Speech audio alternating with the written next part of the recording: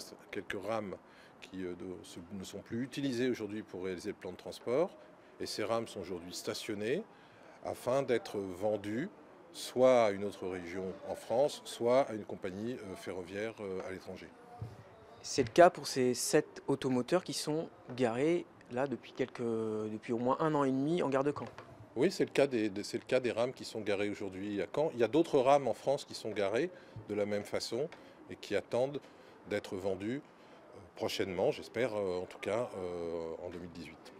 Mais est-ce que vous croyez, après un an et demi d'inactivité, elles sont bloquées, elles se dégradent, est-ce que vous pensez que vous allez pouvoir les vendre? Oui, ce qui intéresse en général les compagnies étrangères, c'est les caractéristiques techniques de ces rames. Donc aujourd'hui, on a quelques compagnies qui sont intéressées. J'espère que les contrats vont se conclure dans l'année.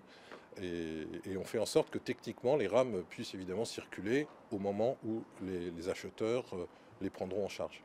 Est-ce que vous croyez qu'au bout d'un an et demi, 2 ans d'inactivité, où elles n'ont pas du tout roulé, est-ce que vous croyez qu'elles sont encore en état de rouler? Oui, il y a un certain nombre d'experts de la maintenance qui passent et qui font en sorte que ces rames puissent évidemment continuer à rouler. Et dès qu'encore une fois un acheteur se présentera et les prendra à sa charge. Et l'acheteur, il achètera ces rames même avec un état de détérioration assez avancé, avec des vitres brisées, etc. Ce qui intéresse le plus l'acheteur, c'est le moteur. Et en général, les acheteurs refont l'intérieur parce que l'intérieur, c'est pas le même en Normandie parfois que dans une autre région, même française. Et souvent, c'est pas la même chose, c'est pas le même confort qui est souhaité en Normandie que, par exemple, dans un pays de l'Est, de l'Europe de l'Est.